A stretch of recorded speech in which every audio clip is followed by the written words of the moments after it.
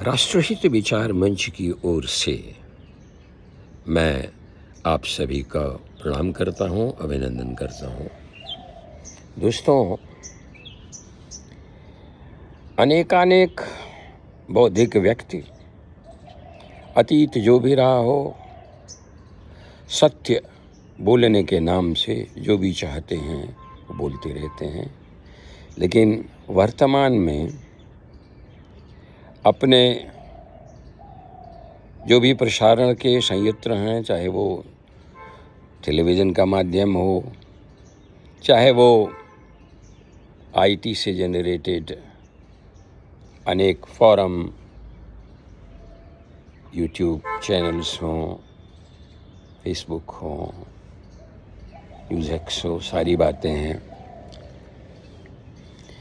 एक माध्यम है जिससे हम आपको मुखातिब होना ही पड़ता है, लेकिन एक वो देश जो कभी स्वर्ण युग में था, स्वर्ण युग की जब मैं बात करता हूँ तो वो विशाल भारतवर्ष की बात करता हूँ, जब लोगों ने मौर्य काल, बाबा गुरु नानक देव, चोला प्रशासन, राजा मेवाड़, जरा सोचें कि हम उसी इतिहास के अंग हैं जहाँ केवल मानवता की रक्षा, प्रकृति की रक्षा और देश की सुरक्षा वो प्रमुख था।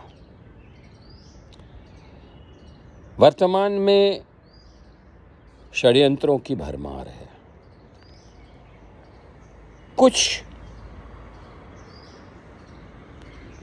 जो हमारे अग्रणी लोग हैं उनको छोड़ करके, वो भी गिने चुने लोग हैं जो देश के प्रति पूर्ण मनोयोग से समर्पित हैं, लेकिन अन्यथा इस समय ईर्ष्या और द्वेष का जो तांडव नृत्य हो रहा है, उसमें कुछ अग्रणी लोग हैं और जिनको देख करके, जिनको सुन करके और उनके कृत्यों को देख करके बहुत बड़ी निराशा होती है।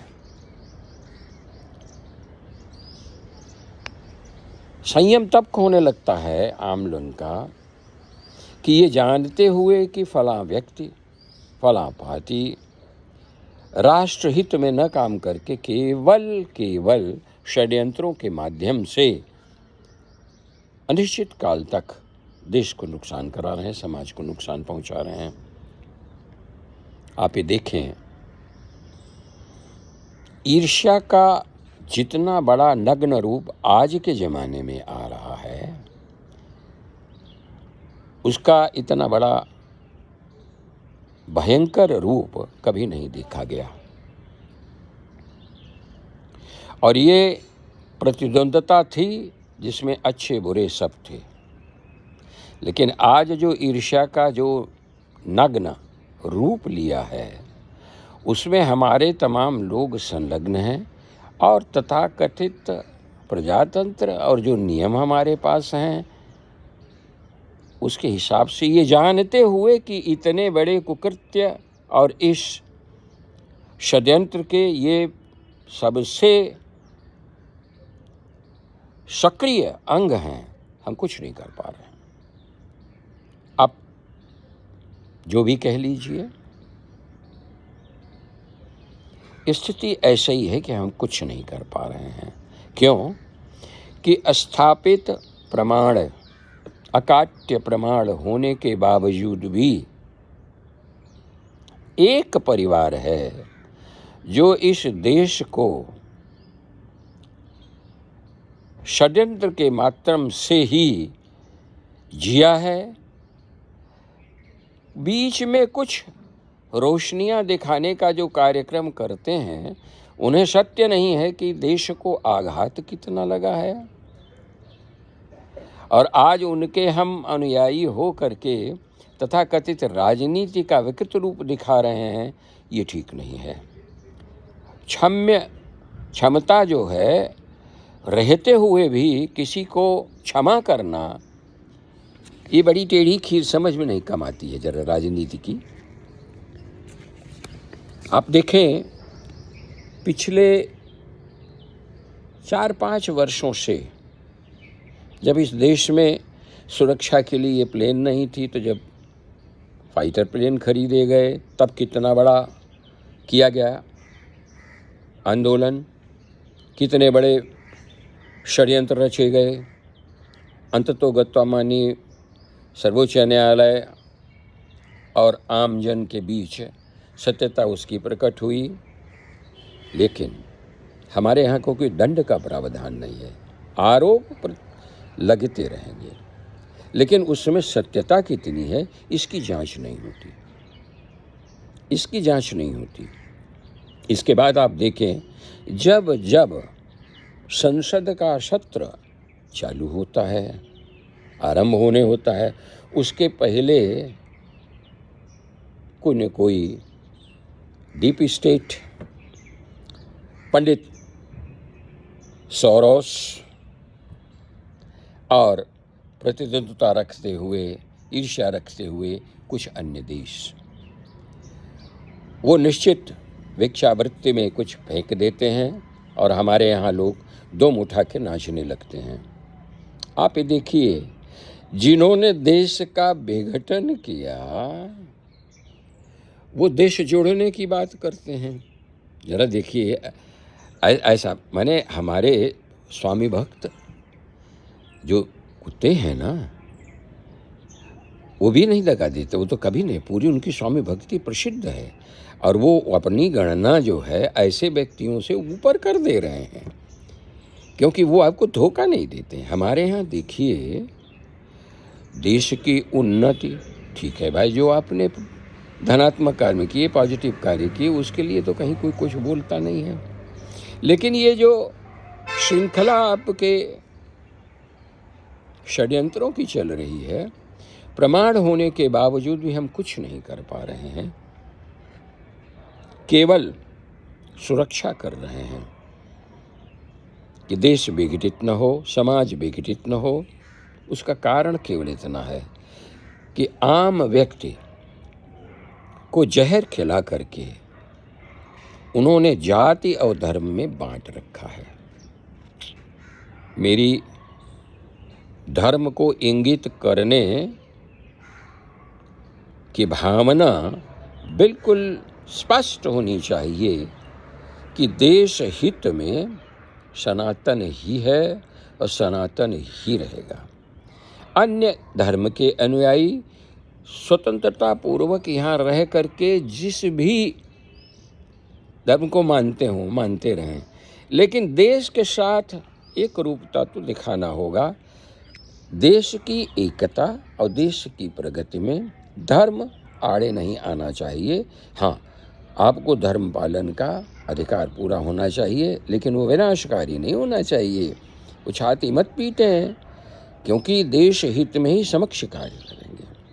हाँ, वाक्चरता में, वाक्पटुता में आप बोलते नहीं कि हम तो देश हित ही कर रहे हैं, इसको कर करके हम इनसे बचा रहे हैं, उनसे बचाना है। अपने को ठेका ले रखा है। जो यहाँ के मूल निवासी हैं, जो इस देश के लिए मरे हैं, मिटे हैं, सदियों से मिटे हैं, वंशज जिनके 10-20 वंशज यहाँ पे समर्पित रहे हैं, वो करेंगे रक्षा। नए आगंतुक 4 दिन के लोग, हमने ये अनुयायी हो गए, हमारा ये आचरण हो गया, हमारा ये धर्म है, हमारी ये मान्यताएं हैं, उसके लिए केवल चीखना, हर जगह संगठित हो करके वो करना, वैसे मान्य नहीं है। आप जरा देखें, आज तक बिना किसी गुण के नेतागिरी किए जाना और एक ही परिवार की अकूत संपत्ति बिना किसी व्यवसाय के, उसका आकलन भी करना कठिन है। लेकिन षड्यंत्र पे षड्यंत्र की जो श्रृंखला चली आ रही है, आपको स्मरण होगा, माँ पुत्र दोनों ने मिलकर कम्युनिस्ट पार्टी ऑफ चाइना के साथ एग्रीमेंट जाकर के किया, आज तक उसको खोला नहीं गया, उद्घाटन उसका नहीं हुआ, उद्घाटित नहीं हुआ कि क्या है क्या नहीं। अच्छा, हम क्या करते हैं? हम सचित्रता में सबको मदद करते हैं।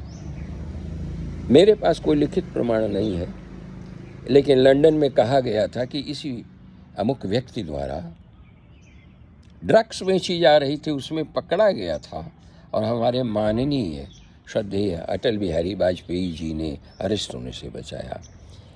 आज नागरिकता और अन्य बातों पर, यहाँ के कृत्य पर वार्तालाप खूब होती है। हमारे जो सैकड़ों टीवी चैनल हैं उन्हें खुराक मिली हुई है, उन्हें चारा मिला हुआ है, इधर उधर के हल्के फुल्के आदमियों को बुला करके। और कुछ पत्रकारिता में जो षड्यंत्रकारी पत्रकारिता करते हैं, वो देश के खिलाफ जो है तथ्यों को ऐसा ओढ़ मोड़ के करते हैं। ये क्यों होता है जानते हैं? मान्यवर, हमारे राष्ट्र हित विचार मंच के जितने भी दोस्त हैं उनको बताओ, ये इसलिए होता है कि हम आप संज्ञान नहीं लेते हैं। अदरवाइज समाज का जो भी गंदा आदमी होगा या गंदे विचारधारा का होगा, उसको हम यदि प्रश्रय देना बंद कर देंगे तो उसकी हिम्मत नहीं कि वो दोबारा फिर गंदी बातें। लेकिन आप देखिए, पत्रकारिता में कुछ ऐसे नाम हैं कि बदनामी की पराकाष्ठा होनी चाहिए, लेकिन उन्हें क्या, कभी कोई बुला करके कोई भीख देगा, पीठ ठोक करके कोई पुरस्कार दे देगा, कोई पीठ ठोक देगा। उनके भी अनुयायी जो देश विघटन या राष्ट्रहित में सोच जिनकी नहीं है, वो भी उनके अनुयायी हो जाते हैं। उनको सुनने वाले 4 आदमी हो जाते हैं और सुना करते हैं। जरूरत इस बात की है कि हम आप ज़्यादा सक्रिय हों। अभी हम आपके पास एक सीरीज के रूप में ले आ रहे हैं कि इतिहास में किन किन धोखों को हमको परोसा गया है और कितना झूठा इतिहास हमको दिखाया गया है शुरू से अंत तक। शायद हमारे में से 80%, क्योंकि हमारा यहाँ युवा वर्ग का कुछ एक बहुत बड़ा बहुसंख्य लोग हैं जिन पे हम युवा देश के रूप में आधारित है। उनमें से कुछ पढ़े लिखे लोग, दिल्ली में इंटरव्यू चल रहा था तो उन्हें भगवान राम कितने भाई थे ये नहीं पता है। उनके घर में माताएं और उनके पिता का नाम, उनके का नाम वो नहीं पता है। आप देखिए कितना खोखलापन है। और इसके बाद उनका लिबास आप देखते तो पाश्चात्य सभ्यता भी मात खाती है, लेकिन उनसे जब देश के बारे में पूछा जाए, संस्कार के बारे में किया जाए, तो वो उनको कुछ नहीं मालूम है। उनके चेहरे पे छाइयाँ उड़ती हैं, क्योंकि कुछ ऐसे प्रोग्राम जो है लोग या प्रेमी लोग जो हैं वो इस तरीके से किया करते हैं।